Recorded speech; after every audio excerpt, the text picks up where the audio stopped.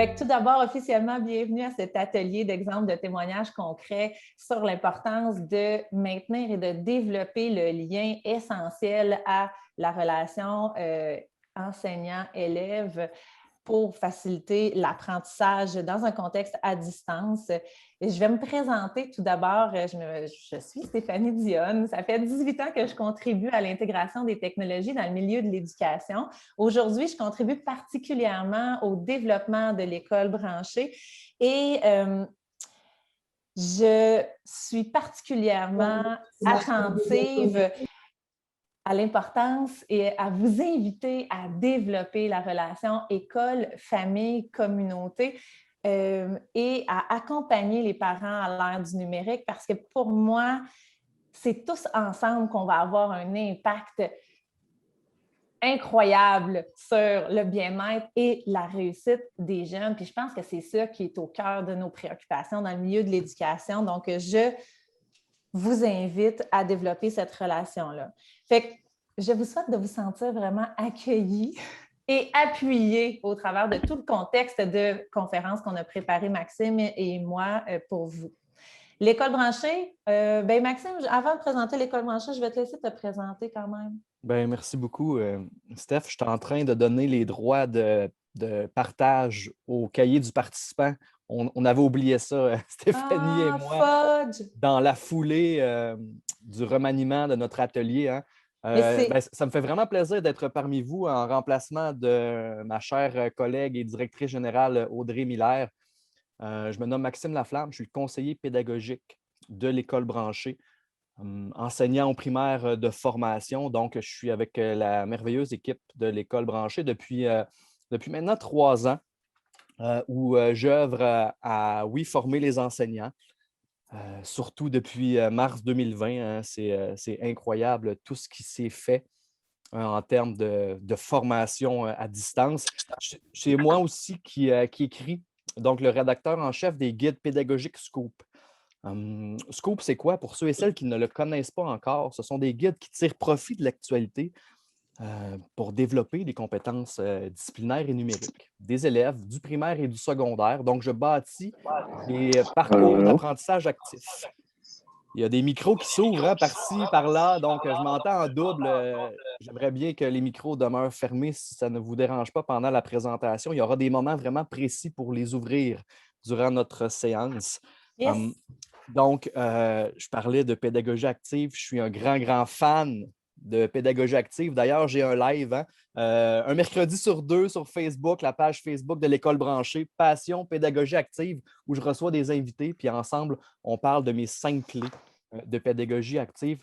Bref, ça me fait extrêmement plaisir d'accompagner ma collègue Stéphanie avec vous pour vous parler d'un facteur de réussite tellement important, qui est la relation, donc le lien. Voilà, tu voulais-tu... Yes! Ben, tu peux Je ne sais passer pas à si la... Audrey est avec nous, je ne pense pas. Hein, donc, tu veux-tu présenter Audrey Oui, rapidement? elle est là! Ah, elle Elle est a là! Bon. écrit « Bon atelier, mes amis ». Ah, elle est là, Donc, bon.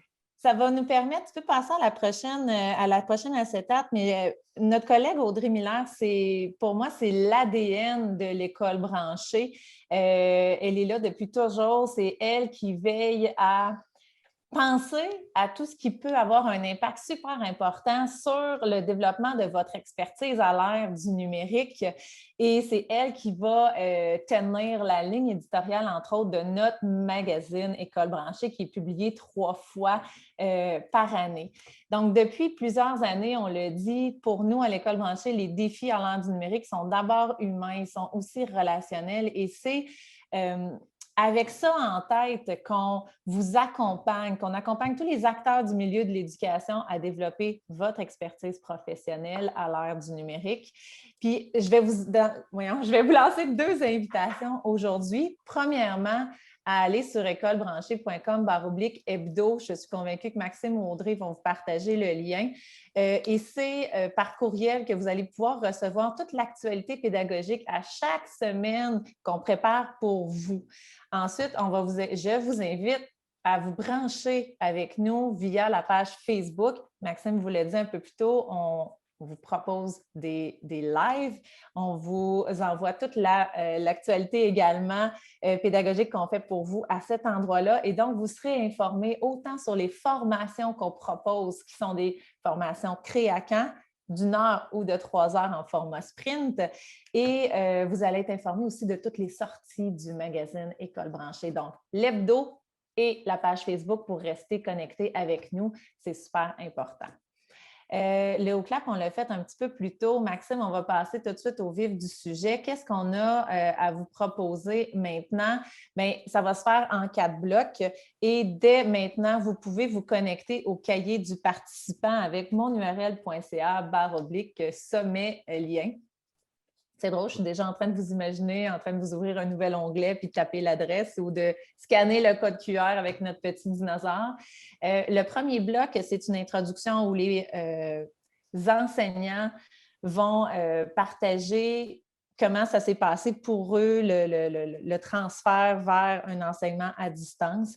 Ensuite, le bloc, bon, ça c'est comme l'intro. Après ça, il y a le bloc 1 sur pourquoi miser sur le lien à distance.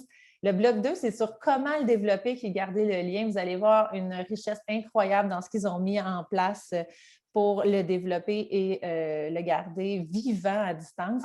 Puis le troisième bloc, bien, c'est sûr qu'assurément, c'est parmi vos préoccupations, il y a des défis, il y a des enjeux, puis des fois, ça ne se passe pas comme on voudrait. Fait qu'ils vont vous partager bien, ces cas-là, qu'est-ce qui s'est passé pour eux quand ça ne marchait pas comme ils voulaient, puis c'est quoi les pistes de solutions qu'ils ont mis en place pour que ça fonctionne bien les fois d'après. On continue d'évoluer, puis c'est une expérience collective qu'on vit tout le monde ensemble. Fait que pour le lien, OK, / hebdo, la page Facebook, excellent, c'est partagé. Maxime, peut-être qu'on peut passer tout de suite au visionnement de l'introduction. Et cet atelier-là, on l'a monté, mais en fait, c'est Audrey Miller qui l'a pensé, mais dans le contexte de la Journée du numérique en éducation qui a été présentée en novembre dernier. Puis depuis, ça fait, je pense, la 4e fois qu'on le partage. Et je pense que tu dois revenir un petit peu en arrière. Oui, absolument, ma chère. Oui, OK, parfait. Fait que... fait que c'est là que tu vas pouvoir cliquer sur le lien. Fait qu'on vous invite à les entendre qui vont se présenter tout d'abord. Vous allez voir la richesse de qui ils sont puis de leur rôle, à quel niveau ils enseignent, entre autres. C'est parti.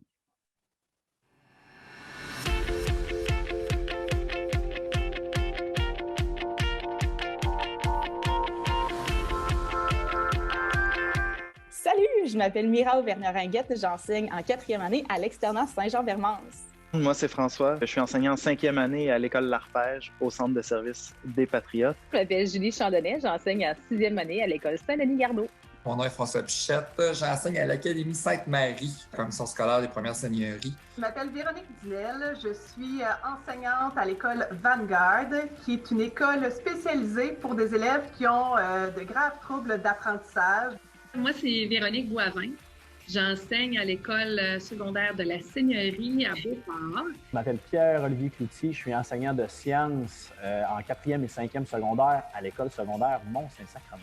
Mon nom est Nancy Lavergne, donc j'enseigne dans le programme Entrepreneuriat Études à l'école La Seigneurie à Québec, à Beauport. Moi, c'est Jessica Rivard, je travaille chez Tremplin Travail Carrefour Jeunesse Emploi dans la vallée de la Matapédia au Bas-Saint-Laurent. Je suis agente de développement de projet en entrepreneuriat, bénévolat et volontariat.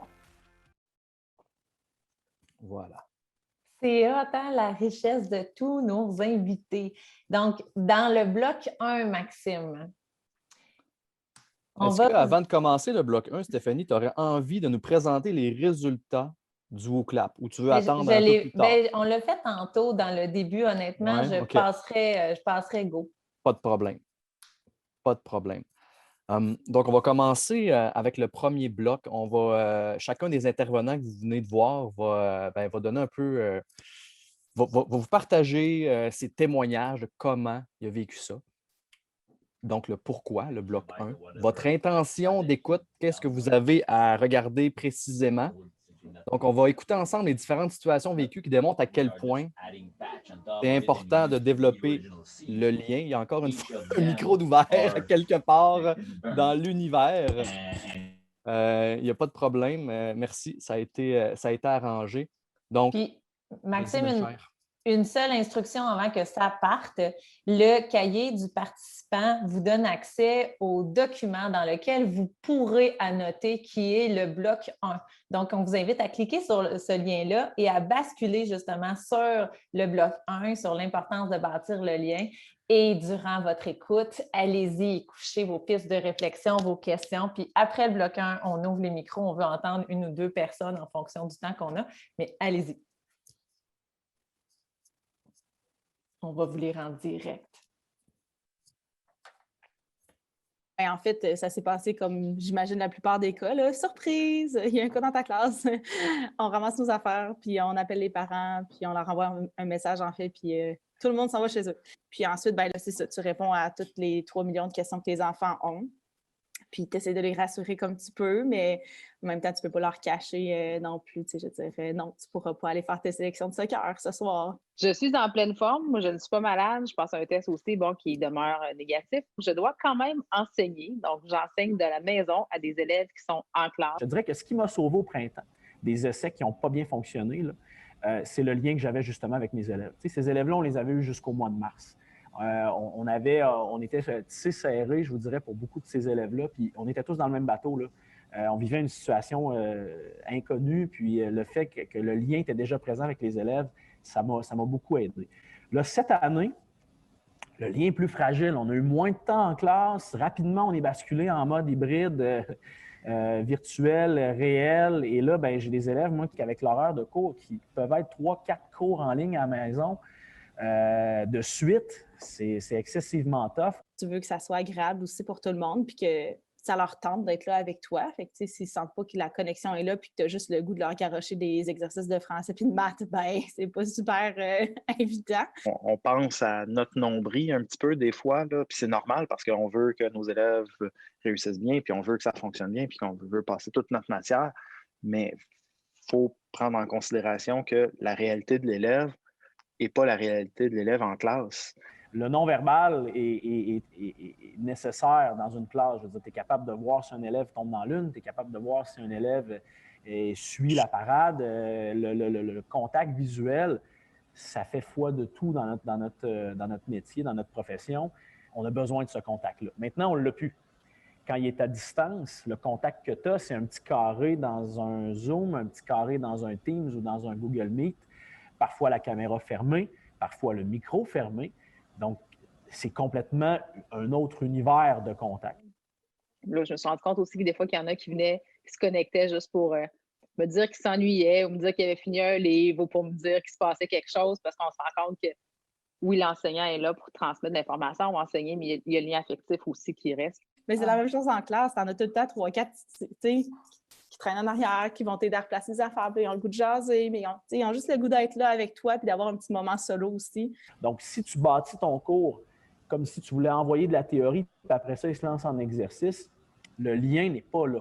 Il n'y a pas moyen de développer ce contact-là parce que beaucoup d'élèves qui poseraient des questions en classe ne les poseront pas à distance parce qu'ils ne veulent pas se faire ridiculiser, parce qu'ils ne veulent pas se faire filmer, parce qu'ils ne veulent pas que les gens prennent des captures d'écran de leur face ou quoi que ce soit. Donc, le pouvoir de déceler les conceptions erronées est limité si tu ne crées pas l'interaction dans ton groupe d'élèves à distance. Mais il faut se doter de ces outils numériques-là, puis il faut favoriser cette maîtrise-là dans les milieux scolaires le plus rapidement possible parce que le lien virtuel passe par là. C'est pas magique, puis c'est facile de se dire « je les vois pas, je les entends pas », c'est donc bien plate un cours à distance. Mais il faut éviter de s'écouter parler, il faut leur laisser la parole le plus possible. Les gens ont des tâches vraiment grandes. Tu sais, à 2 périodiques ou à 1 périodique, là, il n'y en a pas de recette miracle pour établir la relation. Tu sais, à 14 groupes, tu n'as pas beaucoup de temps. Fait que, tu sais, rapidement en classe, là, pendant le temps qu'on est en classe, il faut établir un petit peu la relation, puis peut-être de carrément changer notre enseignement pour connaître encore plus les élèves. Ce temps-là, après, il est bénéfique pour la suite de l'enseignement. Ben, je vais plus amener ça sous forme de, je vais appeler ça coach-player, être à l'écoute du jeune. Puis dans les premières semaines là, d'une rentrée scolaire, c'est rare là, que ça va avancer vite au niveau de la matière. Là. Je vais vraiment installer mon jeu, je vais montrer mes couleurs, je vais montrer mes limites aux élèves. j'en ai certains collègues qui disent « Ouais, mais là, tu vas être en retard, puis on ne suit pas la planification académique, là, mais je vais vous rattraper. Je vous rattrape tout le temps de toute façon. Ça vaut la peine de mettre du temps sur la relation parce que s'il n'y a pas de canal entre les élèves et le prof, mais il n'y a rien qui va passer de toute façon, donc encore moins à distance. » Ils vivent des émotions, ces jeunes-là. Puis ça, c'est important, ça va transparaître aussi dans leur motivation. S'ils vivent quelque chose de hey, écoute, là, je me sens tout croche, là, je suis renfermée depuis chez nous, je n'ai plus de contact avec personne, mais il faut que tu sois aussi attentif à tout ça. Parce qu'à partir de là, après ça, quand tu les écoutes attentivement, vraiment, qu'ils sentent que tu es présent pour eux, ils vont être présents pour toi aussi.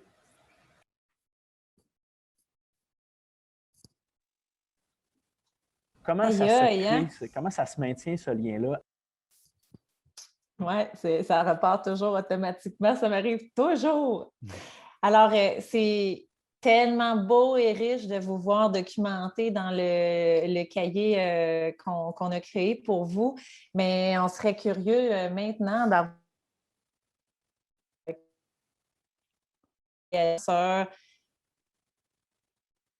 Je pense qu'on a perdu notre collègue, Steph. Ben, en quoi c'est... Oui, c'est Stéphanie, votre micro coupe. Oui, Steph, on t'a perdu pendant 10 secondes. Je suis présentement instable.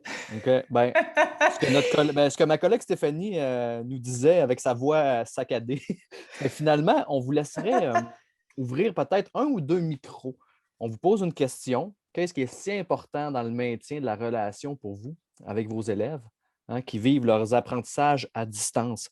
Moi, personnellement, là, je retiens 3 grandes idées. Je ne veux pas vous les dévoiler tout de suite. J'aimerais entendre peut-être 1 ou 2 personnes parmi vous qui voudraient nous partager, peut-être ce qu'ils ont écrit, parce que le cahier du participant est très, très riche déjà, là, plusieurs réponses vraiment incroyables. Quelqu'un pour nous partager ça de façon vocale? Allez-y, gang, sérieux, soyez pas gênés. S'il y a des mains levées, par contre, je ne les vois pas, moi. Parce que je suis en partage d'écran, Steph, je ne vois pas les mains levées. Moi non plus. Fait qu'ouvrez juste votre micro. Il n'y a pas de main pour le moment. Il n'y a pas de main levée. Bien, c'est tellement pas grave. On va regarder ensemble un peu. Là, je vais lire peut-être 2, 3 trucs qui m'ont frappé là, positivement dans le bloc 1, dans notre cahier du participant. Qu'est-ce qui revient beaucoup, Steph? Puis tu me diras si toi aussi, c'est ce que tu as remarqué. L'écoute envers les élèves. Moi, c'est quelque chose qui m'a frappé dans les témoignages, puis on le revoit aussi dans notre cahier du participant. Prendre plus de temps au début, quitte à, entre guillemets, perdre du temps au début pour mieux en gagner par la suite. C'est un investissement de temps. Ouais. Moi, c'est ce que j'entends à chaque fois que j'écoute nos enseignants, nos rockstars édits, comme j'aime les appeler. Puis en ce moment, ce que j'ai vraiment beaucoup retenu, c'est ce que Pierre-Olivier Cloutier vous a dit, c'est les façons de détecter les conceptions erronées pendant l'enseignement à distance est limitée du fait qu'ils sont de l'autre côté. Donc, il faut absolument créer ou mettre en place des mécanismes qui vont vous permettre d'avoir leur rétroaction. Puis, que ce soit en présence ou à distance, il y a déjà des enseignants qui ont mis certaines choses en place. Parce qu'en ce moment, c'est très émotif, le contexte actuel. Et il y en a certains qui ont créé un genre de Google Form dans lequel ils vont, pour eux, aller sonder leur indice de bonheur à leurs élèves. Puis, tu sais, il y a, c'est John Hattie qui rappelle aux enseignants de mesurer votre impact. Donc, qu'est-ce que vous avez mis en place qui, quotidiennement, vous permet d'avoir le pouls de vos élèves? Parce que, il vous l'a dit, Pierre-Olivier Cloutier, rares sont ceux qui ont le goût de poser leurs questions quand ils ne comprennent pas en classe, encore moins à distance. Donc, on veut savoir ce qui se passe de l'autre côté de la caméra, puis c'est vraiment ce qui va vous permettre d'aller chercher encore plus efficacement à comment ils ont suivi votre enseignement. T'sais, vous y mettez tellement de temps et de cœur, vous voulez savoir quel impact ça a eu de l'autre côté. Donc, moi, je vous invite à y réfléchir de quelle manière vous pouvez créer un canal de communication qui va non seulement donner la parole à ceux qui ont envie de l'apprendre, mais qui va vous permettre d'écouter tous vos élèves. pense qu'on pourrait passer au bloc 2, Max. Absolument. Donc, après le pourquoi, on est maintenant dans le comment. On va vous présenter encore une fois nos fabuleux témoignages. Cette fois-ci, portez une attention particulière à comment, dans les situations qui sont bien sûr tout le temps différentes, mais aussi complémentaires et similaires, bien, les profs, comment ils se sont préparés. Des fois en 24 heures et moins. Hein? Le fameux basculement en moins de 24 heures. Donc, comment ils se sont adaptés à cette situation-là? Je vous invite à les écouter. Je vous invite à cliquer également sur le bloc 2 dans le cahier du participant, puis à tout de suite à y écrire vos réflexions. Bonne écoute, on se reparle après.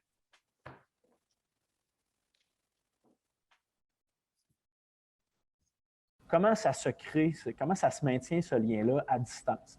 Bien évidemment, inévitablement, moi, j'ai pris la décision d'éviter le plus possible le contenu théorique à distance. Ça veut dire que les élèves ont des tâches à faire où ils vont être en action et en interaction.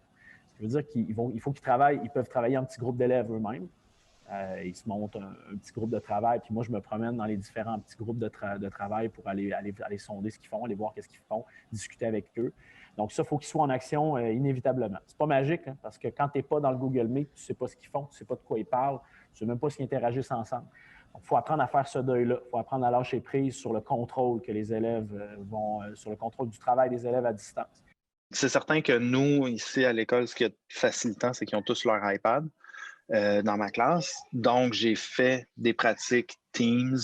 C'est sûr que le réseau devient embourbé et ça fonctionne à moitié, mais j'ai quand même fait la pratique de se connecter, de voir comment ça fonctionne. J'ai même fait des Zooms avec les parents pour leur expliquer parce qu'ils ne connaissent pas nécessairement comment ça va fonctionner. Oui, ils font des Zooms pour le travail peut-être, mais c'est quoi la réalité versus l'enseignement? Donc, je pense que de prendre le temps pour leur expliquer exactement ce qu'il y en est, ça peut éviter beaucoup de problèmes à d'autres niveaux. Déjà, on s'est habitué, on se pratique avec les Chromebooks. Là, on travaille, au lieu de faire un exercice sur papier, ben, on va s'ouvrir un doc, puis ils vont me le transférer. Fait que je les prépare au cas où ils se retrouveraient à devoir retravailler de la maison.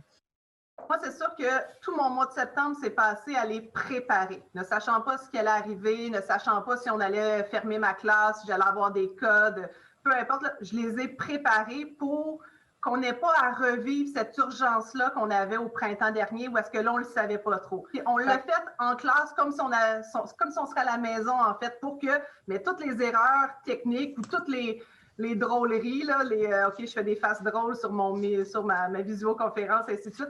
On a tout fait ça pour que là, présentement, moi, mes élèves sont à distance une journée sur 2, mais là, les élèves sentent qu'ils ont un contrôle quand même parce qu'ils ont été préparés. Dès le début de l'année, on sentait que ça allait s'en venir. Donc, nous, on a focusé beaucoup de septembre à novembre, à octobre, là, quand ça s'est passé, en fait, là, sur créer le lien avec nos élèves. Donc, favoriser les activités qui permettaient de connaître nos élèves, de découvrir nos élèves le plus possible. Donc, le temps qu'on les avait en classe, jusqu'au mois d'octobre où ça a basculé un jour sur 2, bien là, ça a été de profiter de chaque moment pour établir ce lien-là avec nos élèves.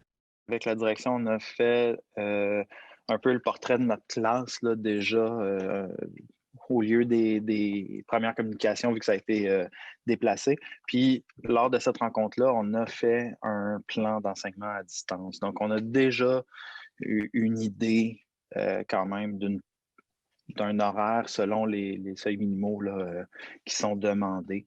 J'enseigne plutôt le matin, je dirais, en bloc avec pas mal tout le monde, mais je garde mes après-midi pour du soutien plus spécifique pour mes élèves qui sont plus en difficulté. Il faut s'entendre qu'on va diminuer, évidemment, la quantité de notions. Là.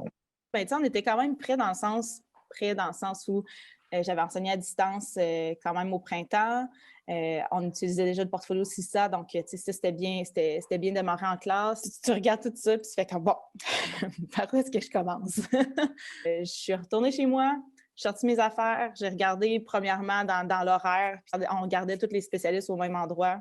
Tu essaies de t'arranger, puis de toute façon, cet horaire-là, il a été modifié une semaine après encore pour ajuster certaines choses, puis s'ajuster à la réalité des parents. Là. On essaie de mettre le côté humain le plus possible en avant, tu sais, de faire des blagues, puis tout ça, mais ça reste que je trouve qu'à travers l'écran, veut pas, il y a une certaine rigueur qui s'installe, qu'on n'a comme pas le choix non plus d'installer parce que ben, tu sais comment c'est, là. Tu as deux personnes qui parlent en même temps sur Zoom, puis il y en a une des deux que tu n'entends pas. Donc, je suis toujours là. On a plein de plateformes pour communiquer. On a mis ça en place dès le début de l'année, puis ils savent qu'ils sont à 2 clics de pouvoir me parler, puis entre telle et telle heure, je suis toujours disponible pour eux. Ça, je pense que c'est gagnant quand même, surtout pour nos élèves en difficulté qui sont souvent un petit peu plus anxieux par rapport à leurs apprentissages. Il faut prendre le temps de discuter avec eux aussi, de prendre un moment pour savoir comment ça se passe à la maison. Y a-tu des trucs qui ont accroché? Est-ce que tu veux qu'on se rencontre après? Tu veux-tu rester connecté puis on s'en jase un peu? Quand c'est à travers Zoom puis que tout le monde est là, ben c'est un petit peu plus difficile de faire ça subtilement. Dans le fond, j'ouvrais souvent mon Zoom 5 minutes en avance, 5-10 minutes. Fait que là, ceux qui étaient déjà connectés, là, puis ils étaient vraiment très ponctuels. On jasait tranquillement. On a comme une chance en virtuel qu'on n'a pas en classe, en fait. Ah, j'ai un élève qui pose une question, on ne sait pas c'est qui, le groupe, c'est un peu une question anonyme pour les élèves, mais les élèves sont contents de l'entendre. Donc, ça devient un outil, je trouve, intéressant pour la relation avec eux de confidentialité. S'ils ne comprennent pas une notion, bien, ils peuvent nous poser la question par courriel ou par notre groupe chat, qui fait qu'ils sont moins gênés. Les élèves qui étaient plus gênés en classe, bien là, ils ont pris plus de place. Est-ce qu'il y a des enfants qui se sont retrouvés un peu laissés seuls à eux-mêmes aussi, définitivement? Donc, là, c'est de s'assurer de peut-être leur écrire un petit courriel en privé ou créer une rencontre 1 à 1 pour s'assurer qu'ils ont le support qu'ils ont besoin, qu'ils n'ont peut-être pas nécessairement à la maison. Quand je me suis mis à planifier, je me suis tout le temps regardé 1, 2, voire 3 périodes sur les 5 de ma journée où j'allais faire une apparition quelconque pendant la période, des fois pour toute la période, des fois pour une demi-période. Je les ai habitués à travailler en plan de travail, donc une période de travail qui était autonome. Mais là, ils sont habitués que je les accompagne pendant cette période-là. Les élèves se connectaient sur mes, quand il y avait des questions, à venir me poser. Fait qu'ils venaient me poser leurs questions. Ils ont appris à partager leur écran aussi. Bon, je travaille sur NetMatch, je suis bloquée, ce problème-là, je ne comprends pas. OK, partage-moi mon écran, comment ça marche? Là, j'ai coaché le premier qui a coaché le reste de la classe par la suite. Moi, je crois que c'est difficile de parler 75 minutes aux élèves parce qu'ils n'ont pas assez d'attention. Bien, c'est la même chose en virtuel. Donc, des petites capsules, puis après ça, on les laisse aller en sous-groupes. Donc, là, nous, on a créé des sous-groupes de notre classe. Il y était 30 élèves, puis on a fait des classes virtuelles. Et nous, on va voir ce qui se passe dans toutes les classes. Donc, on reste un peu surveillant. On les écoute et ils ne savent même pas qu'on est là. J'ai découvert des applications, là, des applications super intéressantes, les Breakout Rooms, là, avec Tab Muter et Tab Resize. Donc, je suis capable de voir tout mon écran et voir toutes les petites équipes travailler. Puis, ce que j'ai remarqué, moi, le travail d'équipe, faire de petits groupes de visioconférences à l'intérieur de mes cours, ça, c'est vraiment gagnant pour qu'ils puissent se parler entre eux et que moi, je circule à travers ces visioconférences-là pour aller travailler comme s'ils étaient en classe, en fait. Donc, j'arrive dans leur équipe, je jase avec eux 2-3 minutes, puis je me promène d'une équipe à l'autre. Ça, j'ai remarqué que c'était vraiment, vraiment efficace.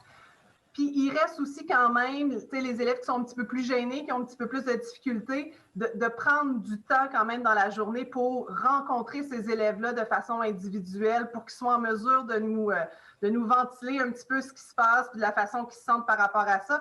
Il faut que les élèves aient des opportunités de parole et d'interaction. Donc, il faut qu'ils aient à un moment donné dans la période, pas juste parce qu'ils ne comprennent pas puis lever virtuellement la main, mais d'avoir à se prononcer.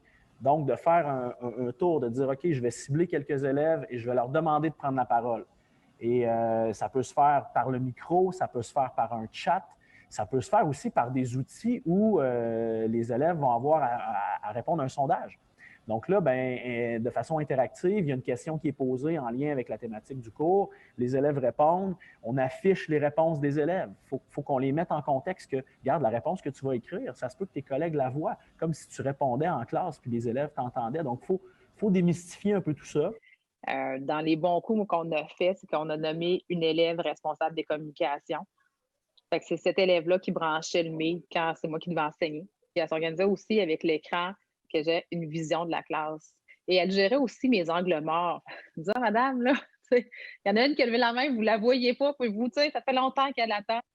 Y a-t-il des périodes que tu peux te garder pour décompresser? On fait des fous, on fait un jeu, il faut leur laisser aux enfants cette place-là qu'ils ont besoin pour s'exprimer comme ils le feraient en classe. Mais c'est pas évident, ils sont à travers l'écran, ils sont à la maison. Souvent, des fois, ils étaient dans le bureau de papa-maman qui faisait du télétravail. Ça veut dire t'écoutes, puis t'es calme, puis pas d'affaire de niaiser en arrière de ta caméra. Tu sais, il y a tout ça aussi, là. Je dirais à un enseignant de se garder des routines. C'est toutes les routines qu'on a déjà en classe qui fonctionnent bien, mais trouver moyen de les adapter, de les garder. C'est sécurisant pour les enfants. C'est sécurisant pour le prof aussi au niveau de la planification. Je suis habituée de faire ça. Ça fonctionne bien. Bon, comment on peut adapter?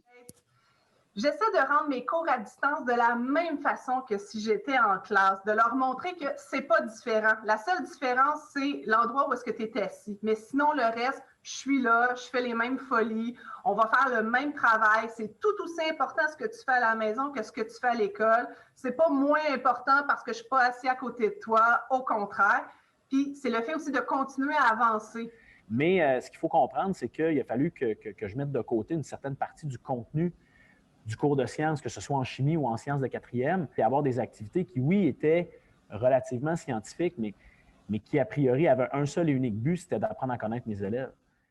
En début d'année, j'ai questionné beaucoup mes élèves, comme je fais habituellement, mais là, j'ai porté une attention particulière sur leurs intérêts. Qu'est-ce qu'ils aiment? Qu'est-ce qu'ils font la fin de semaine?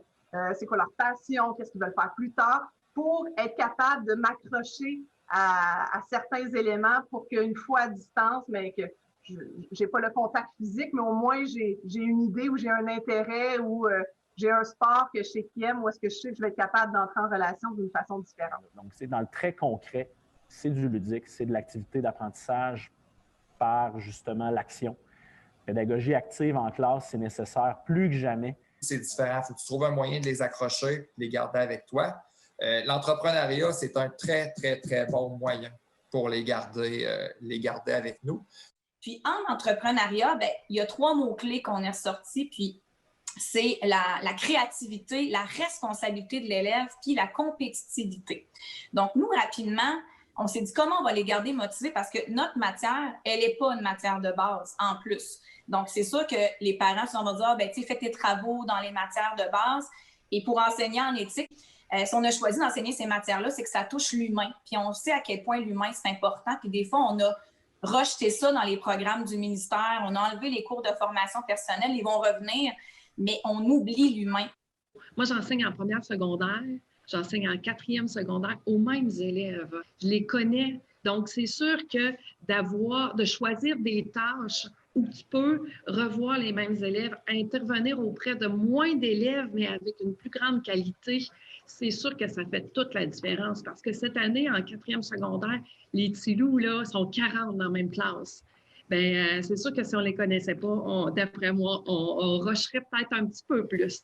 C'est sûr que d'être 2 à enseigner, peut-être pas pour tous les cours, mais pour débuter certaines cours ou des cours qui vont un peu moins bien, d'inviter un autre enseignant. Je pense que ça pourrait être un bon truc pour ceux qui éprouvent des difficultés en ligne présentement. Moi, je considère que dans le fond, si j'ai 17 élèves en classe, avec moi 18, mais il y a un 19e élève. C'est une collègue qui m'avait déjà partagé ça. Il faut prendre soin de notre 19e élève, dans mon cas à moi, qui est le groupe au complet. Fait que je pense que c'est important au début de leur donner un petit peu de place. Comme on ferait en classe notre premier 2-3 minutes où est-ce qu'on leur demande comment ça va, il faut leur laisser du temps. Il faut leur laisser du temps pour qu'ils nous montrent qu'est-ce qu'ils ont dans leur chambre, dans leur cuisine ou peu importe, pour après ça être capable d'embarquer dans notre cours. Notre rôle comme enseignant devient un rôle de guide. On va vraiment apprendre aux élèves comment on fait pour chercher de l'information sur Internet. Parce que souvent, on leur donne un cahier de texte déjà bien choisi, mais comment toi, tu vas faire pour aller chercher un texte en français qui a du sens sur Internet? Donc, on les met encore plus actifs. Puis quand on rajoute un côté compétitif, nous, on avait des gagnants dans chaque catégorie. On va avoir un gagnant, par exemple. À chaque projet, on a des gagnants. On fait tirer des prix des top 1, top 2. L'élève, il se sent plus impliqué dans son équipe. Il ne fait plus juste ça pour une note. Des fois, les enseignants, ouais, mais moi, j'ai un programme de chimie, j'ai un programme de maths chargé.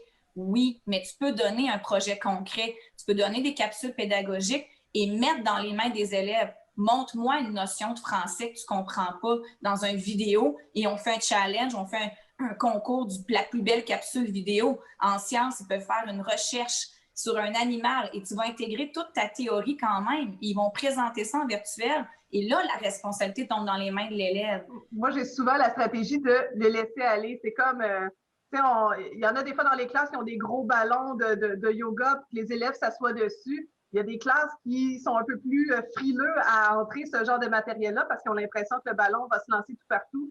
Sûrement qu'il va se lancer tout partout pendant 3-4 minutes, mais justement, souvent, c'est moi la première qui va le lancer en disant, bon, OK, on le fait, là, ça va être fait après, puis après ça, on va pouvoir se recadrer et faire ce qu'on a à faire de notre job de prof et notre job d'étudiant. Avoir des codes avec nos élèves en disant, OK, là c'est ta place, là, maintenant, il faut que je récupère la mienne pour être en mesure de continuer. Je pense que ça, c'est des clés importantes. Mais c'est sûr qu'il faut avoir mis ça en place au départ. En tout cas, moi, personnellement, ça m'a appris à travailler sur moi-même, sur justement qu'on est tellement habitué dans une forme. Tu sais, sortir de sa zone de confort, c'est jamais agréable pour personne. Mais autant, eux autres aussi, ils vivent la même chose. Le constat est de leur faire confiance, de mettre des méthodes de travail avec eux aussi qui soient claires. Il faut apprendre à être flexible et agile, puis faire confiance aux jeunes aussi. Il faut trouver qu'est-ce qui va aussi les motiver, y aller à la base de par leur passion, prendre aussi leurs conseils, les écouter.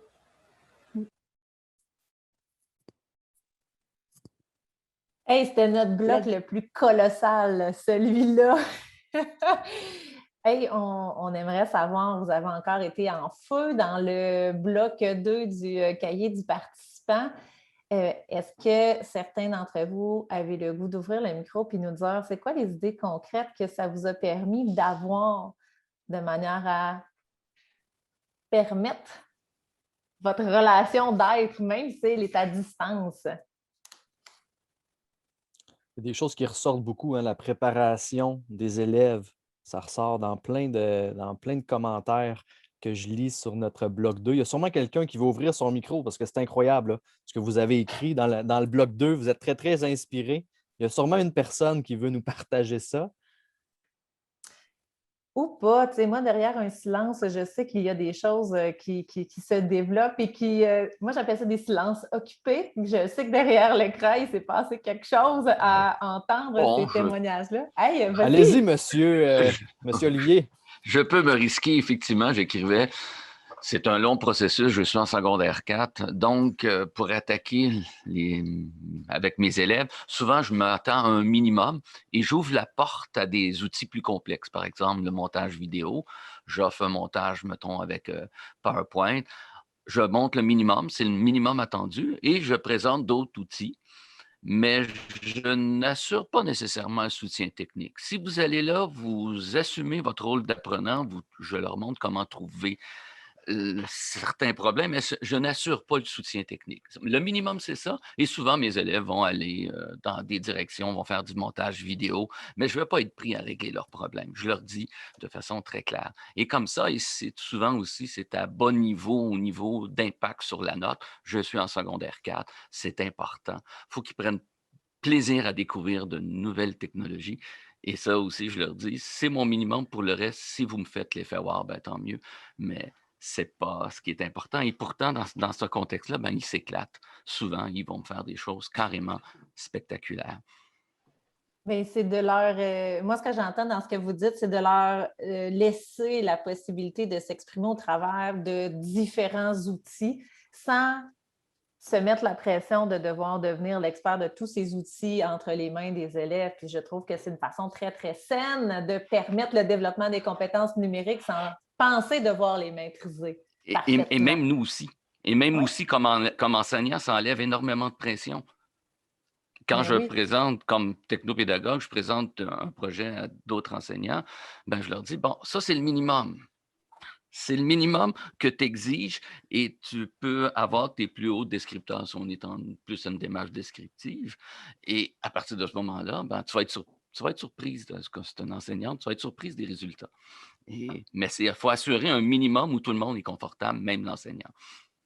Oui, puis je trouve que ce que vous dites là, c'est vraiment une façon de créer une relation où ils ont l'espace d'être puis d'utiliser ce qu'ils ont besoin d'utiliser. Puis je trouve que c'est une façon d'être dans un mode d'ouverture. Puis dans la relation, c'est extrêmement important d'être dans cette ouverture-là puis de leur laisser la chance de s'exprimer à travers différents outils puis différents moyens. Moi, c'est beaucoup ce que j'entends dans ce que vous nous apportez là. Oui, tout à fait. Merveilleux. Donc, je dois quitter. Merci. Je vais revenir dans 10 minutes. Je suis en classe. Je rentre en classe en ligne avec mes élèves de 4. Ça marche. Amusez-vous donc, surprenez-les. Mais pour une fois, j'ai ressorti du vieux matériel. Et oui, ça fait 1 an. J'ai sorti du vieux matériel de ce qu'on a fait en pandémie l'année dernière. On reprend, qu'ils vont faire de façon autonome. Et je reviens au sommet. Excellent. Merci, à tantôt. Merci. Puis, je trouve aussi que ludification, action, autonomisation, c'est beaucoup ce que j'ai entendu dans le dernier passage du bloc 2 des témoignages de nos rockstars édits. Il y a des gens qui remercient M. Gilbert dans le clavardage, c'est génial. Max, je pense qu'on peut passer au bloc 3. Effectivement, notre dernier bloc, donc les défis, comment on rend un peu plus confortable ce qui était clairement inconfortable. Donc, nos panélistes, ceux qui vont témoigner pour vous, vous allez voir, ça se passe rarement comme on avait pensé au début.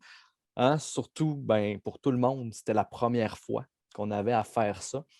Donc, des petits témoignages, cette fois-ci un petit peu plus courts. Donc, on vous revient dans 9 minutes. N'oubliez pas de cliquer sur le lien du bloc 3 dans le cahier collaboratif. C'était de ressentir la motivation des jeunes. Là, c'était par caméra fermée, micro fermé des fois. Malgré tout ça, là, je pense que ça a fait vraiment un beau projet, malgré toutes les petites difficultés que j'ai pu rencontrer, mais c'est moi qui les rencontrais parce que pour eux autres, c'était totalement normal. Là. Justement, là, avec un de mes groupes, là, j'ai 2 élèves là, qui se faisaient des genres de TEPA game. Là, je les voyais sur mon écran. Quand je suis en ligne, j'ai mon écran d'enseignant où ce que je vais enseigner, je vais partager mon écran. Mais je me mets un 2e ordinateur ou un Chromebook où ce que je suis membre du groupe. Je m'ajoute comme élève aussi. Donc, j'ai accès là, aux 33, aux 32 visages de mes élèves. C'est facile de voir le jeune qui est sur son clavier d'ordinateur, qui rit, puis l'autre à côté qui fait des niaiseries ou qui fait des danses. Tu sais que c'est l'autre qui l'active. À ce moment-là, moi, ce que je fais dans mon cours, c'est que j'interpelle les jeunes. Je pose une question à l'élève par rapport à ce que je suis en train d'enseigner. Puis souvent, je vais le prendre sur le fait, puis il va faire j'écoutais pas. Là, excuse-moi, mon homme, c'est important, il faut que tu écoutes. Arrête de danser ou arrête de faire le TEPA game de Christopher, par exemple. D'avoir l'impression de ne pas se faire écouter, de pas qu'ils n'écoutent pas nécessairement, qu'ils ne prennent pas les choses au sérieux. Justement, souvent, c'était dans des contextes, ils sont dans leur chambre, ils sont sur un cellulaire. Après ça, tu te rendais compte que les projets, ils se réalisaient pareil. Les tâches qu'ils devaient faire, finalement, après 2-3 fois, 2-3 rencontres, tu dis, non, finalement, ils sont faits, ils sont vraiment motivés. Ils ont fait des choses qu'ils ne font pas d'habitude, mais bon, je pense que j'aurais fait pareil avec pas une succession de profs pendant 8 jours. Sérieusement, j'aurais fait pire que ça. L'année passée, les problématiques qu'on a eues comme enseignants, vu que c'était nouveau, c'est qu'il y a des jeunes d'autres écoles, de d'autres milieux qui rentraient dans les rencontres. Mais je me considère chanceux parce que justement, mon collègue Étienne, avec qui je travaille en pod, là, il est quand même avancé en technologie. Puis lui m'avait donné des trucs là, pour éviter l'accès. Là. Fait que le jeune de l'extérieur qui voulait entrer dans ma réunion, il n'avait pas le choix d'avoir l'autorisation de ma part. Mais ça, c'est quelque chose que tranquillement, pas vite, là, les collègues et nous, là, on a appris à travailler avec ça. Là. Les jeunes l'apprennent aussi, il ne faut pas se cacher, ils sont jeunes. Fait que s'ils peuvent contourner, s'ils peuvent avoir un petit filon, mais c'est sûr qu'ils vont chercher à en profiter. Mais rendu là aussi, il faut les conscientiser et leur expliquer les règles de la société. Si tu te fais prendre avec un enregistrement et tu n'as pas l'autorisation, ça peut être grave. C'est toujours une question de perception, hein? Tant en réel, en présentiel ou en virtuel, surtout en virtuel, les perceptions sont beaucoup plus faciles à être faussées, là. Le fait aussi que quand j'essaie une activité XY, là, je fais comme « Oh my God, OK, sur 10, soyons honnêtes, là, c'était comment aujourd'hui? » Puis là, ils me disent « Ah non, 10, 10, 10! » Puis je fais « OK, c'était pas si wow que ça, mais ils veulent m'aider. » Ils me font du renforcement positif. Donc, de voir que, tu sais, de leur côté aussi, ils veulent que ça se passe bien. Ben, moi, c'est beaucoup le côté technique qui me joue des tours. Il y a le réseau de l'école, à un moment donné, qui s'est mis à mal transmettre le son, mais ce qui rentrait chez moi. Et tous les élèves qui me parlaient avec des voix de chipmunks. Assez difficile de se concentrer sérieusement. Même ton suppléant, là, c'était un enseignant, un garçon avec une grosse voix qui parlait comme Alvin. J'étais « Oh non, non, non. » Là, c'est drôle parce que mon surnom cette année, c'est Capitaine. C'est la première fois qu'il m'appelle comme ça. Je trouve ça très drôle. Fait que là, je fais « Ben oui, on est tous dans le même bateau. Fait que go, Capitaine. Elle dit qu'on s'en va par là. Fait que let's go, on pagaille ensemble. » Autant j'utilise beaucoup l'humour en classe, autant je peux être très claire par rapport à ce qui peut se faire et ne pas se faire et quelles en sont les conséquences. Donc, il m'est arrivé de demander à des élèves sur le clavardage, d'abord en privé, parce qu'on peut parler en privé à un élève en particulier sur Zoom, sans que les autres voient notre discussion ou qu'ils m'entendent nommer l'élève. Donc, je commençais par ça, puis quand ça ne marchait pas, je me permettais d'intervenir devant les autres et même à la limite de couper leur son. Après ça, on en rigole rendu en classe. Quand j'essaie de mettre mute à tout le monde, ça ne fonctionne pas. Sinon, il y a des élèves qui me trouvaient moins drôle parce que même quand ils travaillaient, je voyais ce qu'ils faisaient. Fait que des fois, ils entendaient ma voix au tableau qui intervenait. Attention, j'ai une collègue qui est enseignante en sciences. Elle l'a fait en distance parce que ses élèves se sont trouvés confinés la semaine passée, il y a 2 semaines, à cause d'un... C'était pas un cas, mais dès qu'il y a un semblant de cas, là, les jeunes sont 14 jours à la maison, 2 semaines. Puis, elle a fait du ski à crème avec les élèves. Elle leur a envoyé la recette, voici le matériel dont vous avez besoin. Puis, elle a fait du ski à crème en ligne avec les gens. Mais encore là, il ne faut pas avoir peur de foncer parce que là, comme ma collègue a dit, il y a des jeunes que là c'était « Madame, j'ai pas la même tasse que vous. » Elle a dit « On a eu des expériences. C'est pas toutes les poils non plus qui fonctionnent de la même manière. Là. Brasse. Là. Puis, non, hey, madame, ça sent le brûler. Hey, tasse ça de là. » On a eu des pas pires. Là. Bien, je suis un humain, là. Ça a l'air bien beau comme ça, là, toute la théorie que je balance ce matin, puis les exemples concrets d'activités que j'ai réalisées, mais et des fois, on baisse les bras, les genoux nous plient. Hein? Moi, ça a été au mois d'octobre. Bon, pour toutes sortes de contextes, le fun est moins le fun, là, disons. Mais à un moment donné, les genoux nous plient, puis il faut se rassembler, il faut verbaliser nos craintes, il faut verbaliser nos erreurs. Et le faire avec des collègues, avec des membres de la famille, peu importe, avec des mentors qu'on a dans le réseau. L'importance d'être réseauté en 2020 dans le milieu de l'éducation, c'est essentiel. Moi, en chimie, je t'explique, j'ai des élèves qui proviennent de 5 groupes bulles différents. Ça veut dire qu'il y en a une partie qui sont à la maison, puis il y en a une partie qui sont en classe. Donc, j'en ai dans le Meet et en classe en même temps. Alors, comment on gère ça? Bien, on gère ça avec une dualité de planification. On n'a pas le choix. Donc, les élèves sont autonomes à la maison. Je leur dis, on fait un petit coucou en début de période. Je prends 15 minutes pour répondre à leurs questions à la mi-période. On se reparle à la fin de la période, mais je n'ai pas le choix parce qu'il faut que j'alimente ceux qui sont en classe et ceux qui sont à la maison en même temps. Parce que quand j'étais en confinement, on avait encore 3 étapes. Donc, moi, dans ma tête, là, je m'en allais vers novembre avec un bulletin à remettre quand même à ces élèves-là. J'avais pas le choix, il fallait que je fasse certaines vérifications puis que certaines choses comptent, même si on leur dit des fois que tout compte parce que c'est important de faire l'effort tout le temps. On sait comment ça marche pareil. À ce niveau-là, j'avoue qu'il y a certains quiz, des fois, que j'étais comme, OK, sont-ils prêts assez? Est-ce que, on pose des questions, tout ça, on fait des exercices. Puis là, tu as l'accompagnement de papa-maman des fois, puis tu ne veux pas créer d'injustice entre chacun, mais il faut vraiment lâcher prise là-dessus, faire comme, écoutez, en classe, ça sera une vérification qui sera différente. Puis je vais me fier à mon jugement, puis à ce que je vais avoir observé en temps autonome, puis en temps où j'avais juste les enfants avec moi en sous-groupe pour venir porter mon jugement après professionnel. Il faut aussi relativiser notre évaluation. On a souvent l'évaluatite aigu au Québec. On veut évaluer, faire des examens, des tests, la somme des petits pourcentages et nos élèves le prennent parfois difficilement. Plus que jamais maintenant, si je m'adresse évidemment à des profs qui enseignent en 4e et 5e secondaire. Actuellement, nos élèves sont inquiets pour leur cégep, sont inquiets pour leur avenir. Ils savent que 4e, 5e secondaire, c'est des grosses années Mais qu'est-ce que ça signifie une grosse année? Ça signifie qu'il y a un examen du ministère? Ça signifie quoi exactement? On le dit à nos élèves, hein, c'est comme ça que tu apprends, c'est en faisant des erreurs. Fait que toi, comme prof, permets-toi d'en faire des erreurs, puis embarque tes élèves dans ça. Ils vont être là pour te supporter. L'année dernière, il y a eu un moment où ça ne fonctionnait pas, mais pas du tout, puis les élèves faisaient n'importe quoi, puis c'était pas agréable. Fait que, un peu fâché, j'ai fermé la session, puis j'ai fait « tant pis, c'est fini là ». Je suis revenu tout de suite après. Il y en a qui sont revenus, ceux qui étaient intéressés à suivre. Puis après ça, courriel aux parents, s'assurer que tout le monde comprenne ce qui s'était passé pour ne pas laisser ça dégénérer. Mais oui, il y a des éléments que ça n'arrivera pas comme on veut, puis qu'on ne sera pas content de ce qui s'est passé. Mais il faut se rappeler que tout le monde est en adaptation. Puis je vous dirais, on a tous eu, depuis le mois de septembre, une période ou des périodes où des semaines complètes où on s'est senti totalement incompétent. C'est tout à fait normal. Il faut juste rebondir maintenant de tout ça. Prenez du temps pour vous, prenez du temps en famille, prenez du temps avec vos proches, puis revenez plus fort après. Je suis certain que ça va fonctionner. C'est ce que j'ai fait, c'est ce que plein de mes collègues ont fait. Et on est maintenant prêt à rebondir pour ce nouveau défi de l'année 2021 qui s'amène. Ouais, les arcs-en-ciel, plus capables. Plus capables.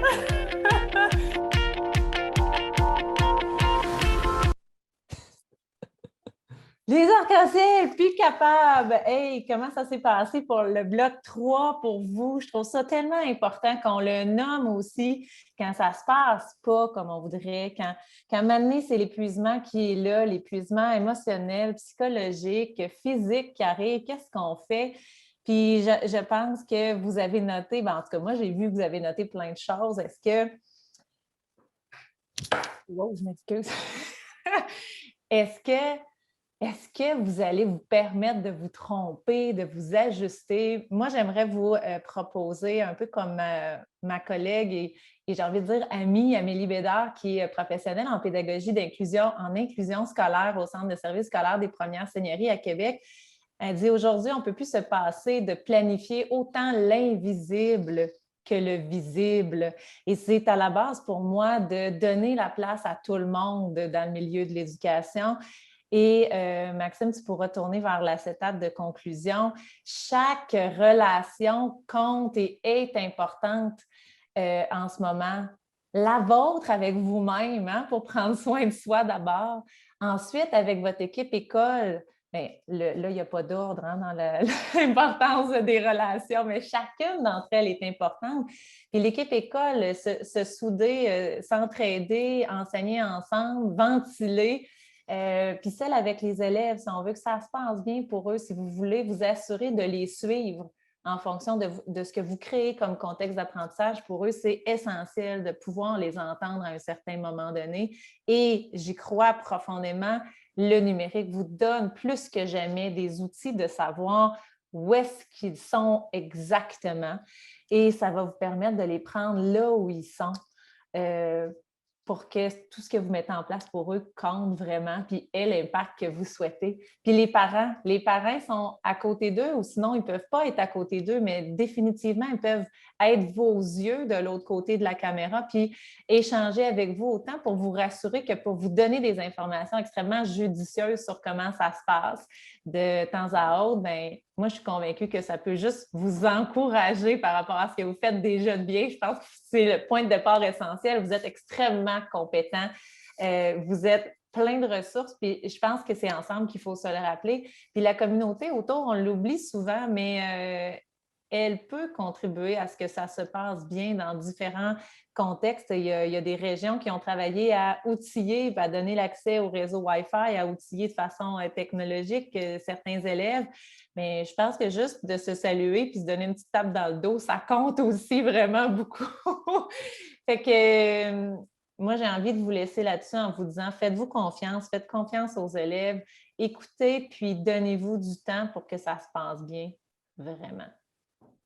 Merci, Steph. Je vais aussi conclure avec un petit mot. Concrètement, moi, là, ce qui a sauvé mes séances en ligne, c'était avec des adultes là, le plus souvent, c'est vraiment ça. C'est vraiment de percevoir cet invisible-là. Quand Steph, tu parles de l'invisible, moi, ça me parle tellement. cet invisible-là qui est justement de leur donner confiance, qu'ils se sentent en sécurité également. J'ai formé des milliers de profs depuis un an, mais disons depuis 3 ans avec l'école branchée. Puis ce qui ressortait beaucoup, puis ce que j'ai amélioré le plus, puis à distance, bien sûr, c'est vraiment ça, sentir que tout le monde a sa place, tout le monde est en confiance. Comment je peux amplifier ta confiance? Puis tout le monde se sent en sécurité, se sent bien entouré. Puis même à distance, on est capable de le faire. Puis je me suis servi beaucoup de la pédagogie active pour arriver à mes fins. Donc, ça fait partie des facteurs de réussite, je pense, dans tout contexte d'ambiguïté, dans tout contexte de changement, de ce qu'on vit depuis plus d'1 an maintenant. Ce lien-là, cette relation-là est primordial. Puis j'oserais dire, c'est le premier facteur de réussite pour que l'apprentissage fonctionne encore. Merci Stéphanie. J'espère que j'étais à la hauteur de ma collègue Audrey, que j'ai remplacée comme ça à la dernière seconde. Je vous remercie pour votre écoute, votre participation dans le cahier du participant. C'est juste incroyable tout ce qui s'est dit là.